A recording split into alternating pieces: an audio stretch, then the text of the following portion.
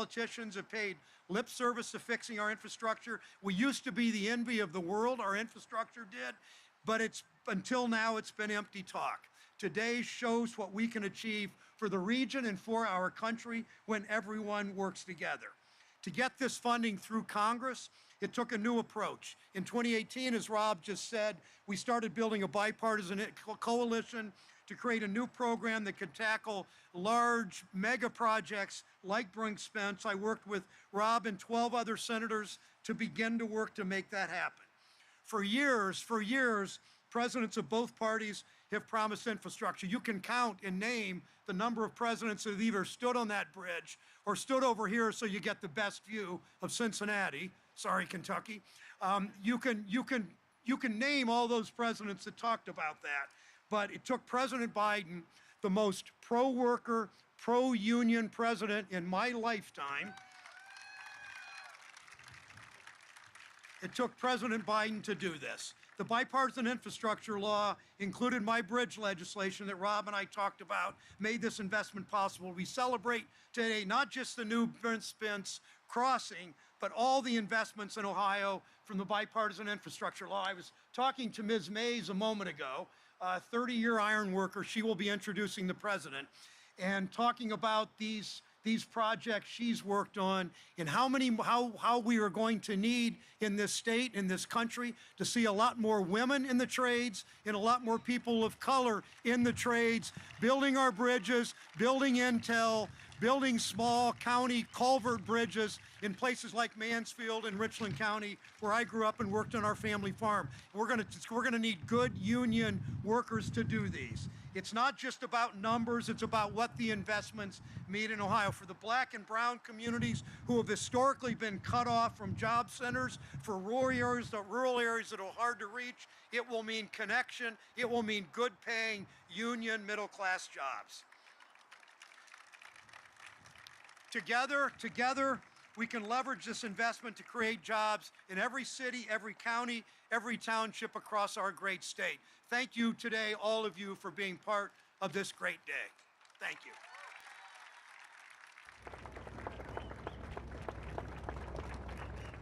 Please welcome Senate Minority Leader Mitch McConnell.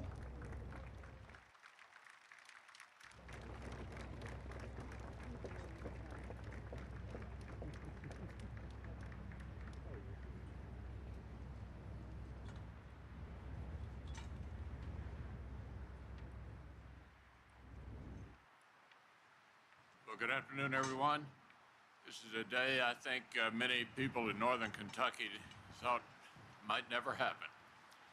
For those of us who've run for public office in Kentucky over the years, every time you came to northern Kentucky, the issue was how we're going to get the bridge built. And as all the Kentucky politicians can tell you, the issue of possibly tolling the bridges was very, very toxic. And so today we sit in this wonderful clear day with sun shining down on literally a legislative miracle. How did it come together? Well, Senator Portman, from whom you had a chance to hear, was the active person on our side. Several Democratic senators on the other side came together and began to talk about how we might be able to work together to get an outcome. We all know these are really partisan times, but I always feel no matter who gets elected, once it's all over, we ought to look for things we can agree on and try to do those, even while we have big differences on other things. And this bridge, I think, symbolizes the coming together of both sides on something that both sides thought was important to try to get an outcome. You have a Democratic governor here, Governor Beshear, a Republican legislature led by Senate President Stivers, Kentucky House led by Speaker David Osborne, Chris McDaniel from Northern Kentucky, who took the lead on it down in Frankfort to provide the matching funds that we needed to make this project go forward. So it's not just this project, but the infrastructure bill, the bipartisan infrastructure bill that the president signed,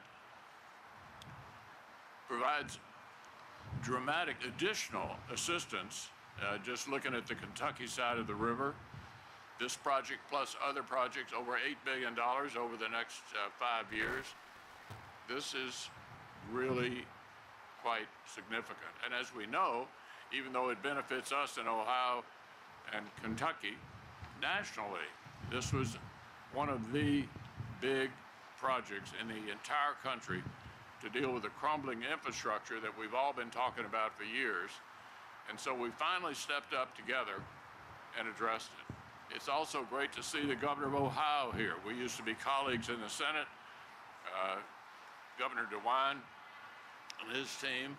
So if you look at the political alignment of everyone involved in this, it's the government working together to solve a major problem at a time when the country needs to see examples like this of coming together and getting an outcome. And so I'm pleased to be here today to be a part of this. I encouraged it, I supported it, and I'm proud of what we've been able to accomplish working together for the people of Kentucky and Ohio and all these other commuters coming through here every day, going north and south across our great country. Thank you for the opportunity to be here today. It's an exciting day. I'm proud to be a part of it. Thank you.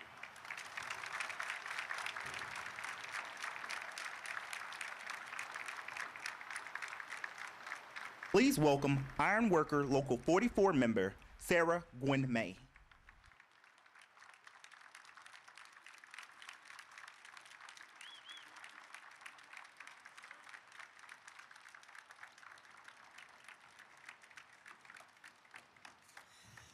Good afternoon. My name is Sarah, and I stand here today a proud union iron worker. I've been a member of Local 44 right here in Cincinnati, Ohio for 30 years. 13 of those years I've dedicated my service to CHC fabrication. When I first became a union iron worker, I didn't know anything about ironworking. I didn't even know how to properly read a tape measure. But I heard they had good benefits. Their wages was allowing me to take care of my family. So I decided to take the chance to become an iron worker. As a single mother, it was very important for the benefits. The benefits was really nice benefits. My union has built this city from the ground up. And now, thanks to President Biden's, our leader, and the work of other leaders here today, we are rebuilding and replacing the Brent Spence Bridge. It's a boost for the workers. Thank you. It's a boost for the workers, and it's a boost for the region. That means quicker and faster commutes. Iron workers like me, and my brother and sister iron workers of Local 44, and other tradesmen get the opportunity to work on the bridge. This brings jobs, this brings money, which is very well needed right now, today, in Cincinnati and Kentucky. It is now my honor and my privilege to introduce to you the President of the United States, our President, Joe Biden.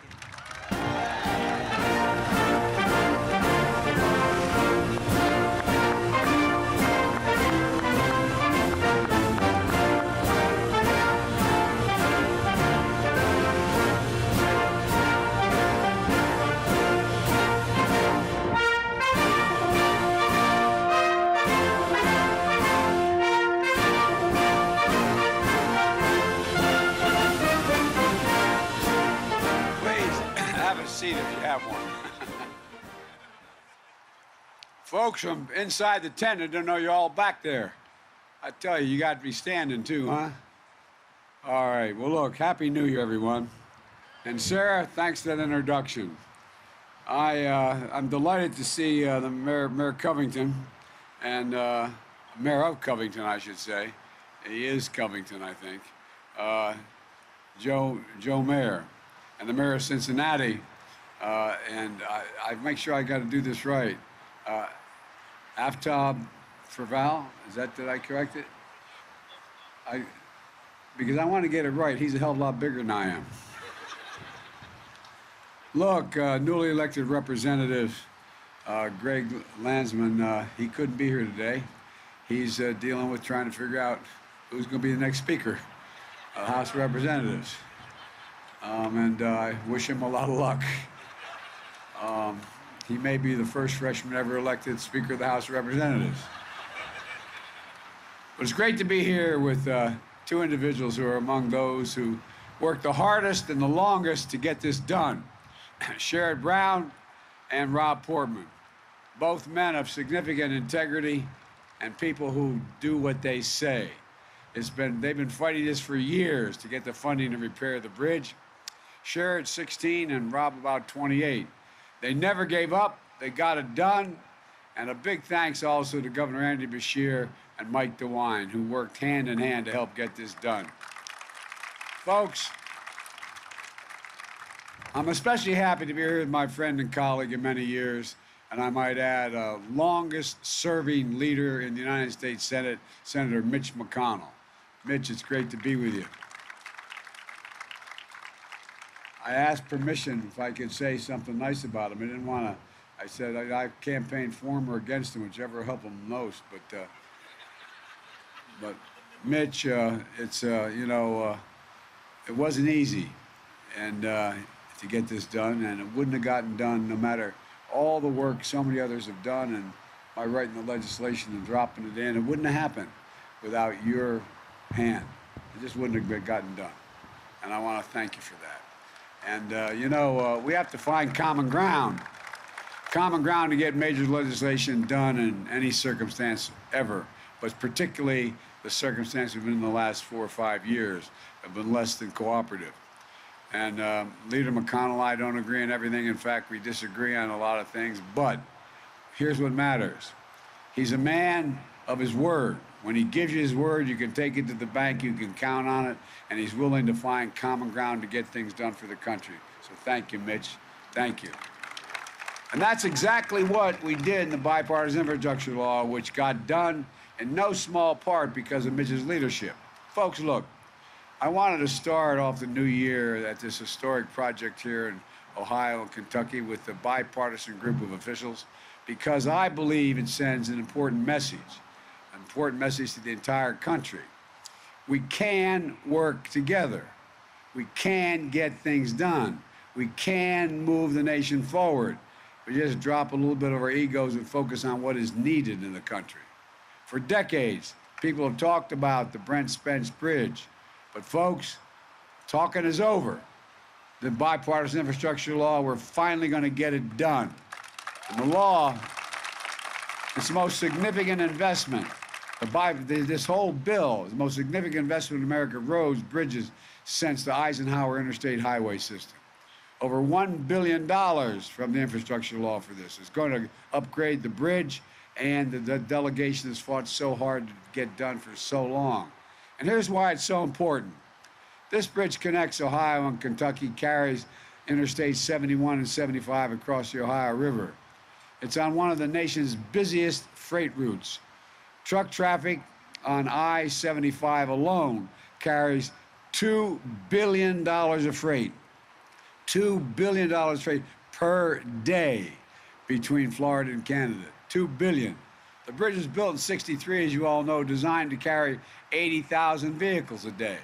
Today, 160,000 vehicles cross this bridge. 30,000 of them, as you can see, about 10 of them already passed, are trucks. Think about it. A bridge built over half a century ago, handling double the volume it was built for. It's the second most congested truck bottleneck in the entire United States. It doesn't take an engineer to tell anyone in this neck of the woods that the recipe for dangerous accidents, delayed shipments, and notorious gridlock, you're looking at it. Folks around here understand. You all saw what happened 2 years ago. 2 years ago when the bridge was closed for weeks because of the damage from a crash.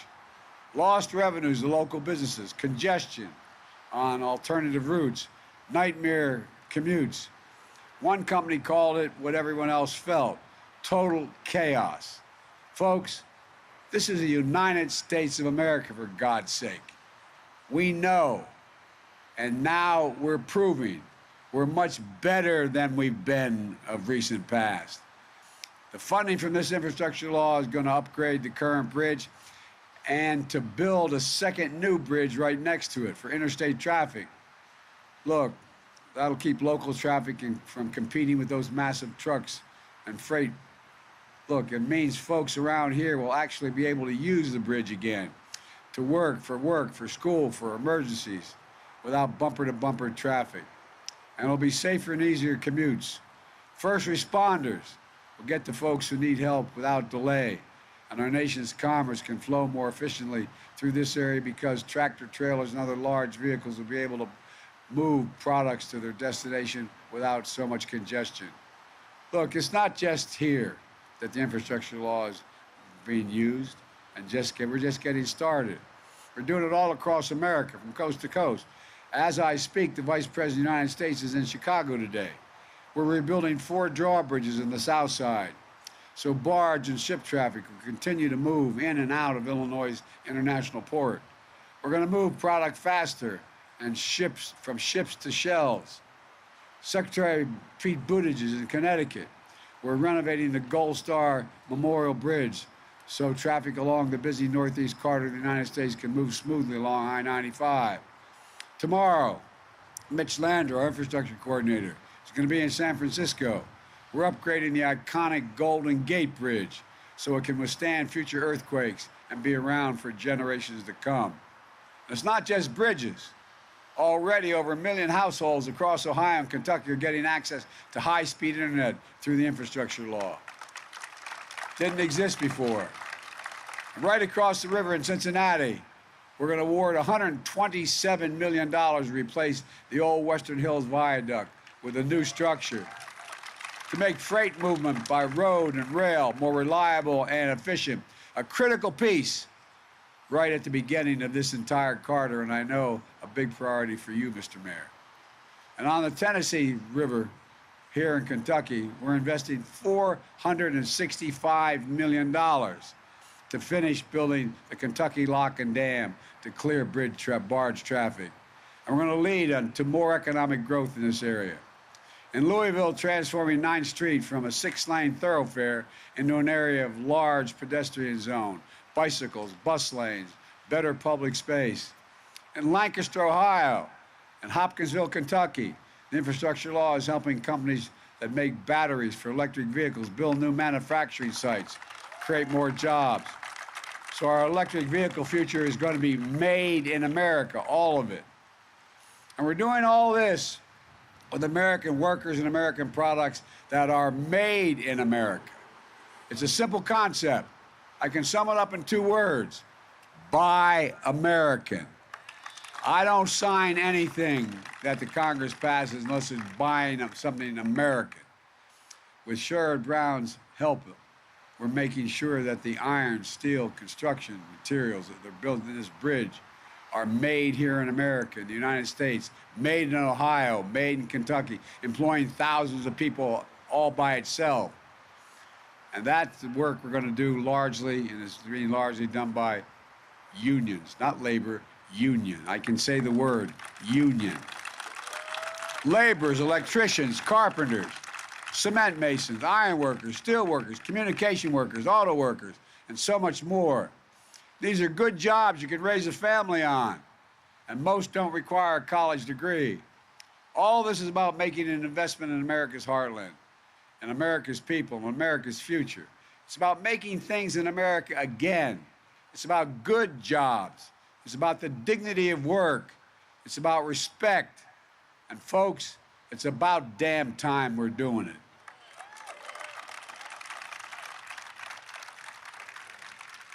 For too long, we've talked about asserting American leadership, about building the best economy in the world. But to have the best economy in the world, the reason I pushed this bill to begin with, you have to have the best infrastructure in the world. You can't have the best economy in the world without having the best infrastructure in the world to get products to market, creating thousands of good-paying jobs. For most of the last century, we led the world by a significant margin because we invested in our people, we invested in ourselves. But along the way, we stopped. We used to rank #1 in the world in research and development from the federal government's funding. Now we rank number 9. China used to rank number 8. Now China ranks number 2. We risk losing our edge as a nation. And China and the rest of the world are catching up.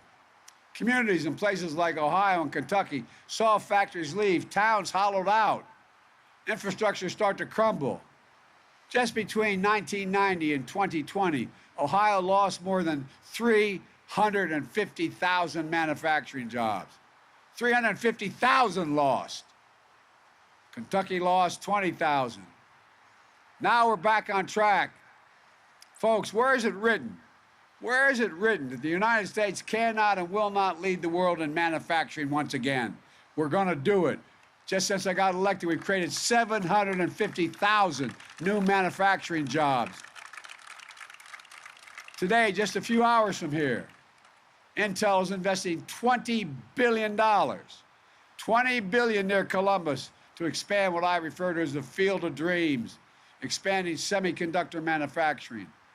That's 7,000 construction jobs, 3,000 full-time jobs, paying an average of $135,000 a year, those full-time jobs, and you do not need a college degree. Micron is investing $100 billion in semiconductors factory in Syracuse. TSMC is investing $40 billion in Phoenix to do the same. $20 billion in Poughkeepsie, New York for IBM. Altogether, there's a commitment to close to $300 billion in major private investment in American manufacturing. And to bring semiconductor manufacturing back to the United States. By the way, we invented the semiconductor, the United States. Then we got back on our heels. No, think about it. Think about why the recession got so bad 2 years ago. Cars got so expensive. We didn't have semiconductors. Scores of them are in the engines of every automobile. We invented them. And then we went to sleep. We exported jobs. Now we're exporting product and creating jobs. And it's happening in no small part because of another bipartisan effort, the CHIPS and Science Act, which Mitch and all these folks here with me today, they all supported it. It's about revitalizing American manufacturing. It's about America, once again, being the leading edge of technological innovation. It's about America's national security. Folks, it's about one more thing. It's about pride. Simple pride. Pride that I know all of us here today can feel. Pride in our country. Pride in what we can do and what we can do when we do it together. Folks, let me close with this. After years of politics being so divisive, there are bright spots across the country. The Brent Spence Bridge is one of them. A bridge that continues and connects different centuries, different states, different political parties. A bridge to the vision of America I know we all believe in, where we can work together to get things done. And thanks to those here today who are in the Congress, who are willing to cross the aisle to get something done. They know passing these two bipartisan laws just by themselves are more important than partisan politics. It's going to make a gigantic difference. Together we're proving our best days are ahead of us. And I mean this from the bottom of my heart. I've been doing this a long time, folks. Our best days are ahead of us. They're not behind us. I've long said, and I mean this, I have never, ever, ever been more optimistic about America's prospects than I am today. Never, never. I've traveled over 140 countries around the world. I'll paraphrase the phrase in my own neighborhood. The rest of the countries, the world's not a patch on our genes. If we do what we want to do, we need to do. It's never been a good bet to bet against America. It's never been more true than today. I can honestly say here today, I've never been more optimistic about America's future. We just have to remember who in the hell we are. We are the United States of America, and there's nothing beyond our capacity when we do it together. And I mean it. Think about it. Name me another country in the world that sets its sights and didn't complete it. So, folks, thank you all for your local officials. Thank you all for the Congress and senators that are here. May God bless you all. And may God protect our troops. Keep the faith. Every time I'd walk out of my grandfather finishing a house up in Scranton, he'd yell, "Joey, keep the faith." And my grandmother yelled, "No, Joey, spread it. Let's go spread the faith." Thank you.